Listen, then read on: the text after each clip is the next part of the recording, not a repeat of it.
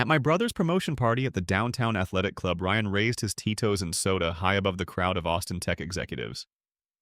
To family, he announced with that trademark smirk. And to my sister Maddie, fired again from another tech company. Maybe she should stick to content creation instead of pretending she belongs in real tech. The laughter from Goldman and Partners executives felt like ice water in my veins. Our father, Bob Parker, chuckled and clinked his glass. At least she's got the looks for it, he added, earning another round of chuckles from the crowd of venture capitalists and startup founders gathered on the rooftop terrace overlooking Ladybird Lake. The crowd's laughter froze when David Chen, CEO of TechCore Solutions, walked through the glass doors. His eyes locked on me across the room, and I knew immediately that something had shifted in the universe. 3 weeks earlier, I'd been Madison Parker, senior data scientist at TechCore Solutions, one of Austin's fastest-growing AI startups. I'd built the machine learning models that predicted customer churn with 90% accuracy. I'd designed the data pipeline that processed 50 million transactions daily without breaking a sweat. I'd been the reliable one, the problem solver, the woman who turned caffeine and Python code into million-dollar solutions. But that Tuesday morning at 10:23 a.m., security had appeared at my standing desk in the open concept office that screamed, "We're disrupting everything." The Austin tech scene was supposed to be different, less corporate BS, more merit-based than Silicon Valley. But here I was, packing my life into a cardboard box while my coworkers pretended to focus on their MacBooks. "Ma'am, I need you to pack your personal items now," the security guard had said, his Texas drawl making the corporate execution feel surreal. My hands had shaken as I gathered my things. The succulent that had survived 3 Austin summers on my desk. The photo of Mom and me at UT graduation, my collection of conference badges from SXSW Interactive. The hardest part was the frame certificate from when I'd presented our AI breakthrough at South by Southwest, the moment I'd felt like I'd finally made it in Austin's competitive tech ecosystem. I'd never been written up, never missed a sprint deadline, never given anyone reason to doubt my capabilities. But being perfect had never been enough in the Parker family. Growing up in Westlake Hills, I was the daughter who color-coded her homework planners while Ryan was getting suspended for vaping in the Tesla charging station at school. The first crack in my golden daughter facade came during senior year at Westlake High. Ryan had been caught paying someone to do his AP computer science projects, not well, mind you, but enough to scrape into ACC and eventually transfer to UT. Instead of consequences, Dad bought him a brand new F-150 Raptor. "He needs encouragement," Dad would had explained when I asked why my perfect 1580 SAT score only earned me a pat on the head. I'd earned a full ride to UT Austin, graduated summa cum laude with degrees in computer science and statistics, and landed offers from Google, Meta, and 3 Austin unicorns before graduation. Dad's response? "That's nice, sweetheart. Ryan's thinking about maybe applying for some tech internships this summer." But TechCore was supposed to be different. David Chen had built the company on merit, not connections. When I'd solved the server crash that would have cost us our biggest client, Dell Technologies, Chen himself had come to thank me. When I'd designed the security protocol that prevented a data breach during SXSW, I'd gotten a $15,000 raise and a promotion. For 3 years, I'd felt valued. I'd worked 70-hour weeks gladly because every machine learning model was a chance to prove myself. Every solved problem was evidence that I belonged in Austin's competitive tech scene. I'd found my place in the world of venture capital IPO dreams and changing the world rhetoric that defined South Austin's startup culture. I never talked about my successes at family dinners in our Tarrytown mansion, not because I was modest, but because I'd learned that my achievements made everyone uncomfortable. When I'd mentioned my promotion to senior data scientist, Ryan had rolled his eyes and said, "Must be nice having a boss who's into diversity hires."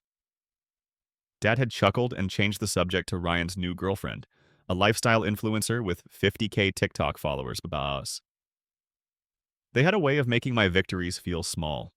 When I'd bought my first car, a Tesla Model 3 with my own money, Ryan had joked that I was showing off. When I'd moved into my own condo in the Seaholm district, Dad had wondered aloud why I was in such a hurry to leave the family. Every milestone became a reason for me to feel guilty instead of proud. The irony wasn't lost on me as I sat in my car outside TechCore's sleek offices on South Lamar watching tech workers stream in and out with their Patagonia vests and Allbirds. The job that had finally made me feel worthy was gone, and I hadn't even been given a real reason why. My phone buzzed with a text from Dad. "How's the startup life treating you, kiddo?" I stared at it for a long time before typing back, "I got fired." His response came back in 30 seconds. A thumbs up emoji and maybe time to try something more stable. Then Ryan's text arrived. No words, just a gif of someone pole dancing with crying, laughing emojis. He'd managed to turn my professional devastation into a joke before I'd even processed what had happened. But then my phone rang. Unknown number with a 512 area code. Madison, this is David Chen. His voice sounded different, strained, almost whispered. We need to talk in person tonight. There's something you need to know about why you were fired. Something about your brother. The coffee shop he chose was in North Austin, far from the South Lamar Tech corridor where nobody from our industry would accidentally show up. Chen was already there when I arrived, hunched over a corner table with his back to the wall. He looked older than I remembered, with dark circles under his eyes and a nervous energy that made my stomach clench. Thank you for coming, he said, gesturing to the chair across from him. I wasn't sure you would. What's this about Mr. Chen if you're feeling guilty about firing me? I didn't fire you. The words came out flat, definitive. I was forced to let you go. I felt my face flush. Forced by who? He pulled out his iPhone and slid it across the table. On the screen was a photo, grainy but clear enough. A younger Chen at what looked like a college party arm around a girl who couldn't have been more than 17. Both of them holding red Solo cups, both clearly intoxicated. This was 25 years ago, he said quietly. A party at my fraternity at UT. That girl was my girlfriend's younger sister visiting for the weekend. Nothing happened. We were just talking, just posing for pictures, but without context. Understanding crept over me slowly. Someone threatened you with this. Your brother. Chen's voice was barely audible. He showed up at our offices 3 weeks ago with this photo and a fabricated report claiming I'd been inappropriate with female employees. Said he'd go to the media, to the board, to my wife if I didn't clean house. The coffee shop suddenly felt too hot. Clean house? Fire you. Specifically you. Chen met my eyes. He said you were getting too comfortable in your position, that you might start expecting promotions you hadn't earned. He wanted you gone before you could become a threat to his own career prospects. My hands were shaking now. His career prospects? Ryan doesn't even work in tech. He's been networking. Apparently he's friends with some of Goldman and Partners' clients, golf buddies with some venture capitalists. He mentioned wanting to apply for business development positions in our industry. Said having a sister in senior management might create conflicts of interest. The pieces fell into place with sickening clarity. Ryan hadn't just destroyed my career, he'd planned. It calculated. It used fabricated evidence to force my boss into firing me so he could pursue opportunities in my field without having to compete with his more qualified sister. Why are you telling me this now? I asked. Chen leaned forward. Because I found out the photo was doctored. The girl in the picture, I tracked her down through Facebook. She's 38 now, married with 3 kids, works as a pediatric nurse in Dallas. She confirmed the party was a college event, that she was 21 at the time. Your brother had digitally altered her appearance to make her look younger. You have proof. Enough to bury him. Chen pulled the phone back. The question is, what do you want to do about it? I thought about the invitation sitting on my coffee table in my Seahome condo, about Ryan's smug face when he'd sent me that OnlyFans gif, about Dad's thumbs up emoji when I'd told him I was fired, about 28 years of being treated like my achievements didn't matter in a city built on innovation and merit. I want my job back, I said. Done. You can start Monday if you want. Chen paused. But I get the feeling you want something more than just your job back. He was right. Something was crystallizing in my mind, not revenge exactly, but yatis. Ryan thought he was untouchable because he'd always been Dad's favorite, because he'd learned to charm his way out of consequences in a town where networking often mattered more than talent. The promotion party, I said. Will you be there? Chen's eyebrows raised. Your father invited the entire Goldman and Partners board, plus half the Austin Venture Partners Fund. It's supposed to be a networking event disguised as a family celebration. Perfect. A room full of the people Ryan wanted to impress, the connections he was counting on to build his career in my industry. Monday morning arrived with the strange feeling of walking back into TechCore through the same glass doors that had ejected me 3 weeks earlier. But this time I wasn't Madison Parker's senior data scientist. I was a ghost. Chen had set up my new workspace in the basement server room, a climate-controlled space filled with humming machines and boxes of old financial records. Officially, you're a contract security consultant reviewing our data protocols, he explained, handing me a keycard with no photo. Unofficially, you have access to everything. The setup was perfect. Nobody questioned a contractor poking around old files. Nobody looked twice at the woman in jeans and Allbirds carrying boxes of documents to her car. I started with Goldman and Partners' public filings. The numbers didn't add up immediately, but after 3 days of cross-referencing expense reports with client billings patterns emerged. Ryan's first red flag was subtle, a series of consulting payments to a company called Apex Consulting Group that didn't seem to exist anywhere except on paper. I traced the business registration to a Wyoming address, a virtual office paid for with a credit card that led back to one of Dad's LLC accounts. Apex Consulting had billed Goldman and Partners for $85,000 in market research and strategic planning over the past 6 months, the exact period when Ryan had been networking his way into their good graces. My hands were steady as I photographed every document on my iPhone. This wasn't just nepotism, this was fraud.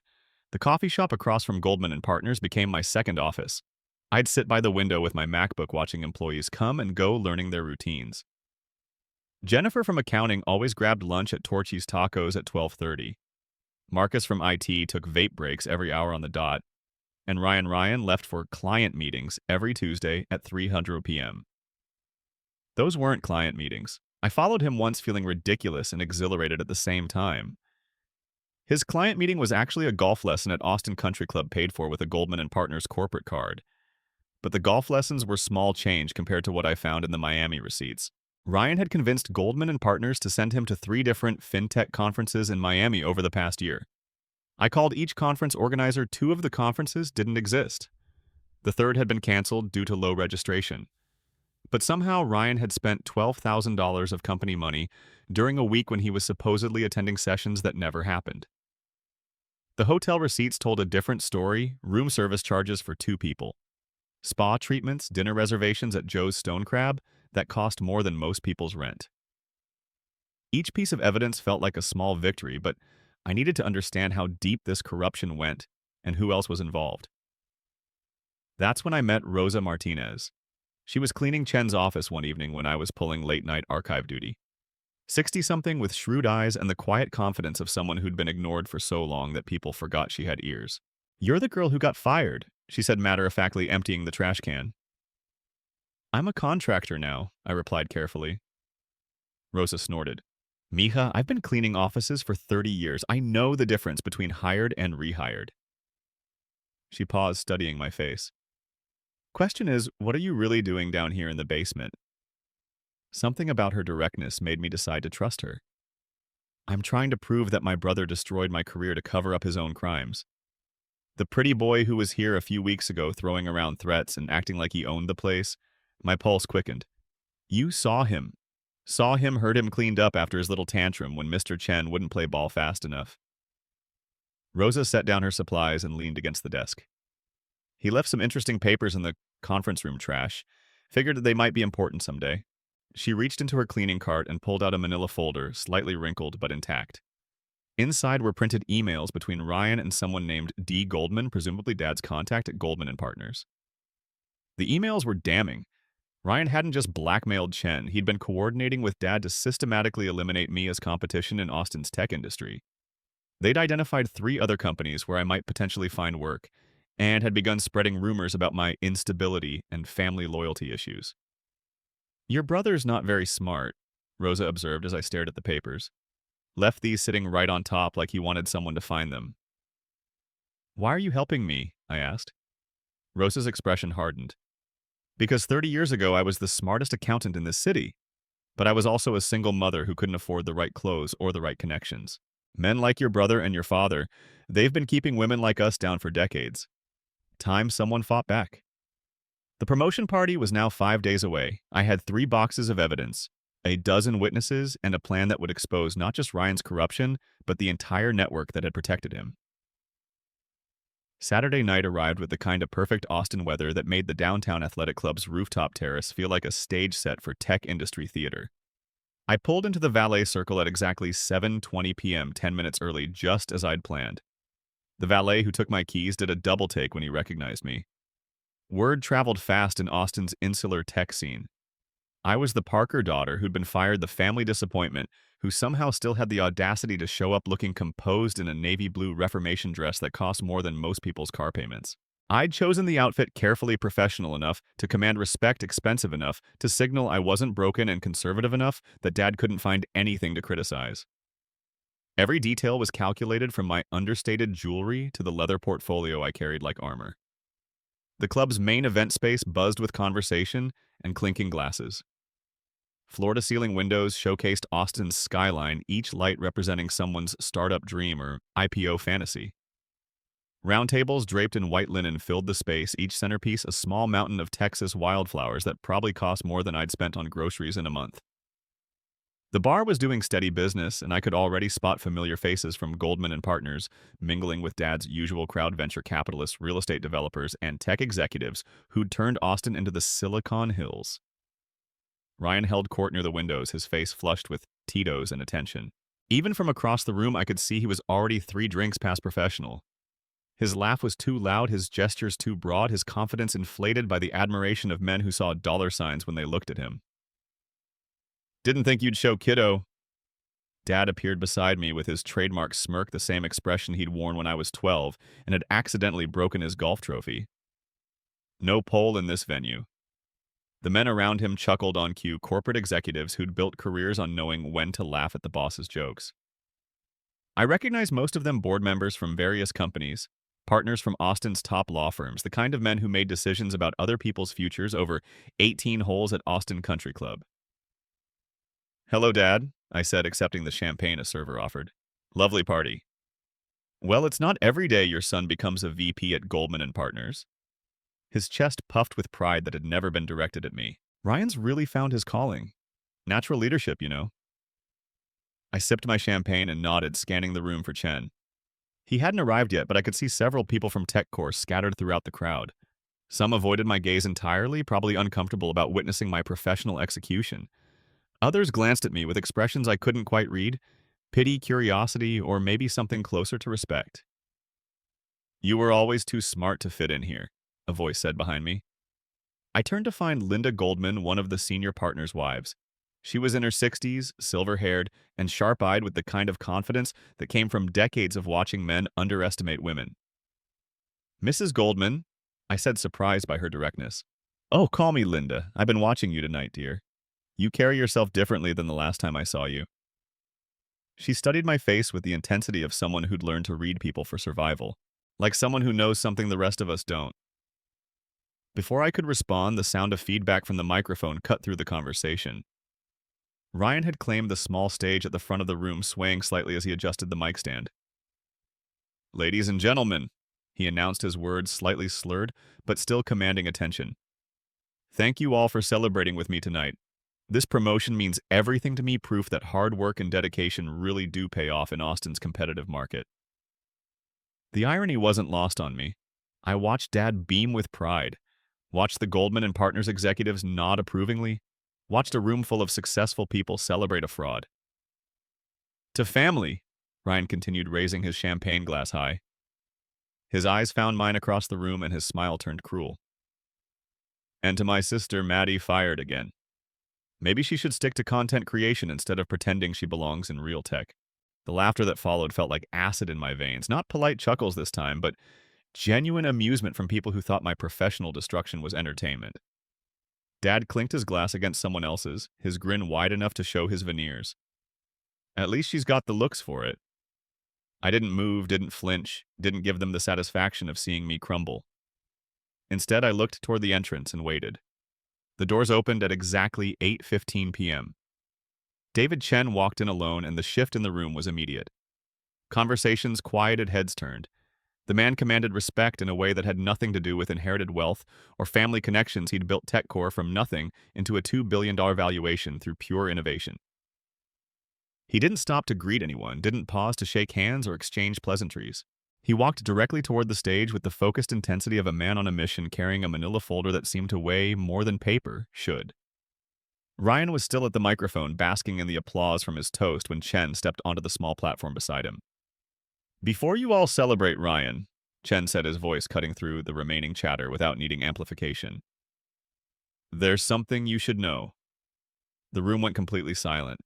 I could hear my own heartbeat, could sense the collective intake of breath from 200 guests who suddenly realized they were about to witness something unprecedented.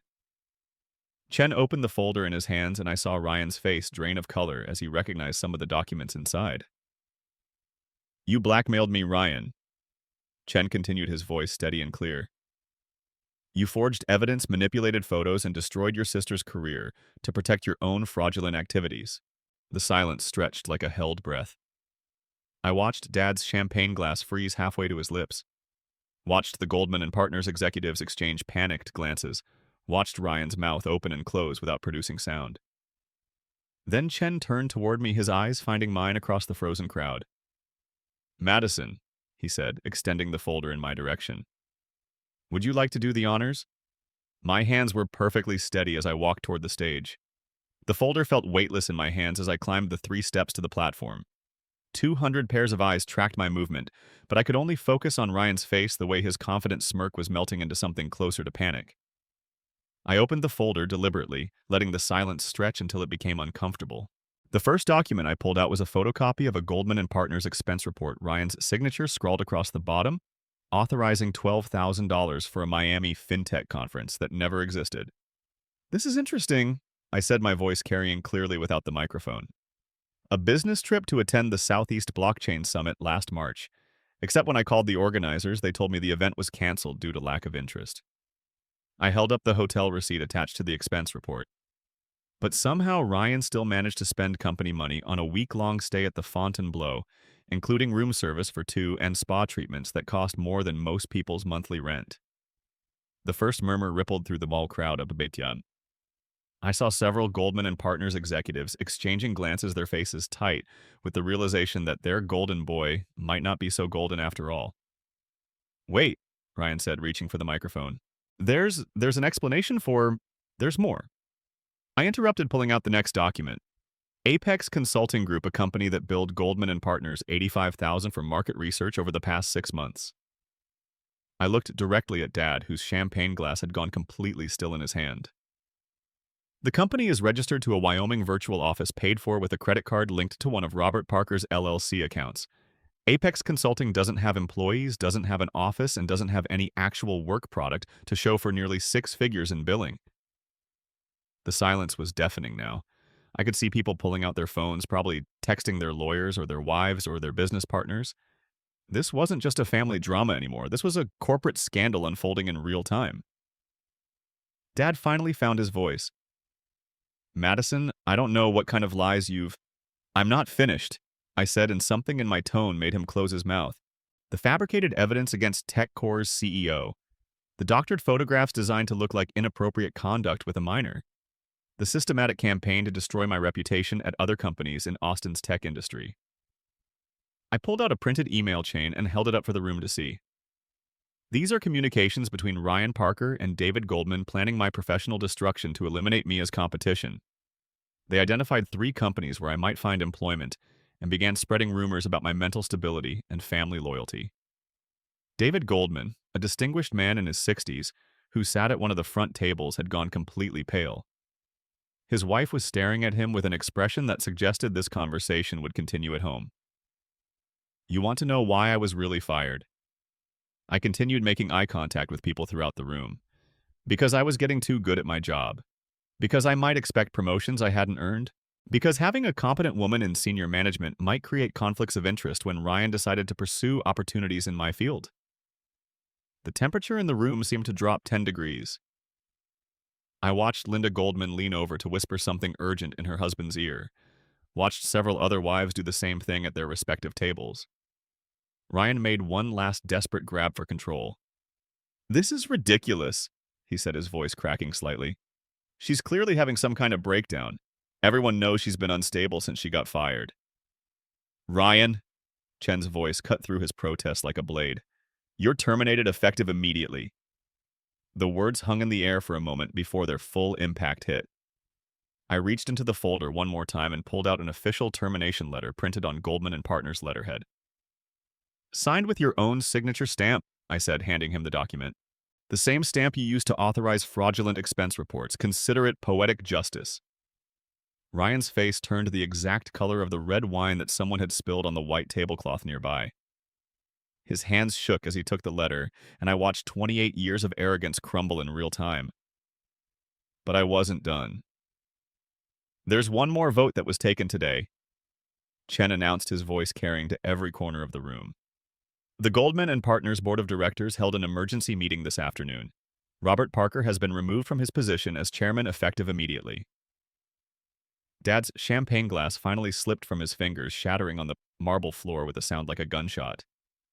"The motion passed by a single vote," Chen continued. "The deciding vote was cast by the newest member of the board, someone who was unanimously approved this morning based on her extensive experience in data science and her demonstrated commitment to ethical business practices." Every eye in the room turned to me. I felt a strange calm settle over my shoulders, like putting on a coat that finally fit properly. "You cast the deciding vote." Dad's voice was barely above a whisper.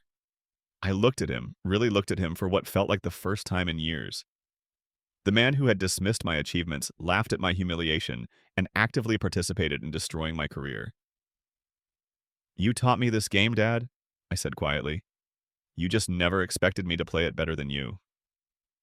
Security appeared at the edge of the crowd, not dramatically, but with the quiet efficiency of professionals who had been briefed on the situation.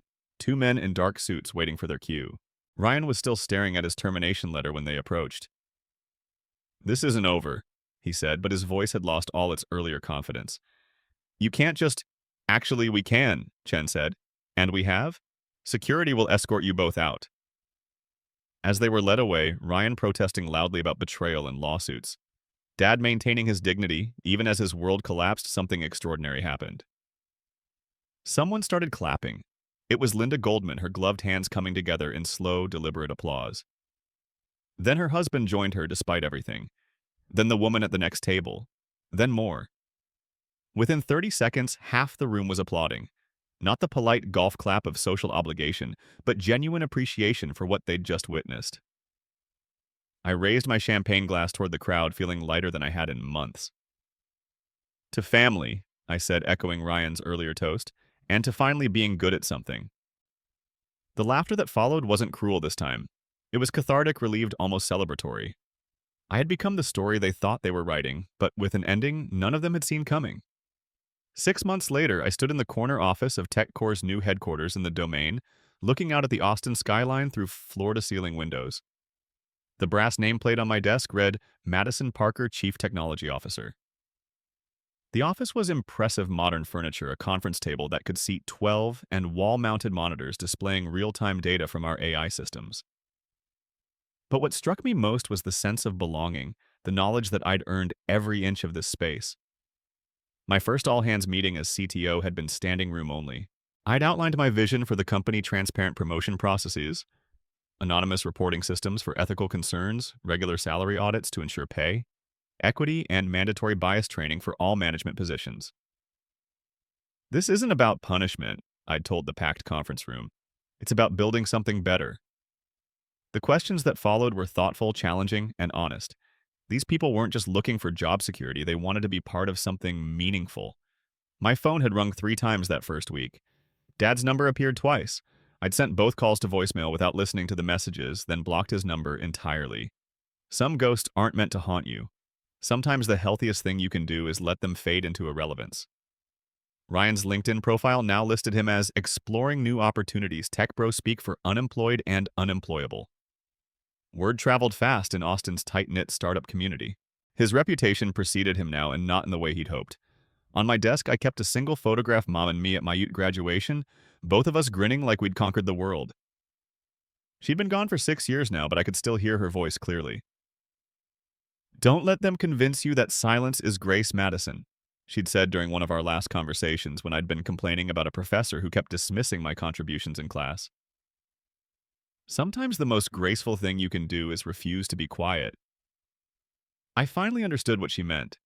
The tech industry was supposed to be different, merit-based, innovative, forward-thinking. But scratch the surface of any company, even in progressive Austin, and you'd find the same old boys club that had existed for decades. The same men who thought women were too emotional for leadership, too threatening to the established order, too ambitious for their own good. But change was coming. I could see it in the young women who interviewed for positions on my team in their confidence and their refusal to apologize for their intelligence. I could see it in the policies we were implementing, in the culture we were building, in the quiet revolution happening one hire at a time. My assistant knocked on the door, a brilliant young woman named Sarah, who'd graduated from UT's computer science program with a 4.0 GPA and enough confidence to negotiate her starting salary. Ms. Parker, the venture capital presentation is ready for your review. I smiled, remembering when I'd been too intimidated to negotiate anything, when I'd been grateful just to have a seat at the table instead of demanding the respect I'd earned. Thank you, Sarah. And remember, it's Madison. We don't do hierarchical formality here. As she left, I turned back to the window overlooking Austin's skyline. Somewhere out there, other women were fighting their own battles against systems designed to keep them small. Some would win, some would lose, but the important thing was that they were fighting. I picked up my phone and opened a new document. It was time to write my story, not the sanitized version that would make men comfortable, but the real story. The story of a woman who refused to stay silent, who learned that sometimes the most graceful thing you can do is burn down the system that underestimates you. The story began with a simple sentence. They thought they could break me, but they forgot that I was the one who understood how systems really work. Outside my window, Austin hummed with the energy of a city that never stopped innovating, never stopped dreaming, never stopped believing that the next big idea was just around the corner. And for the first time in my life, I knew I was exactly where I belonged.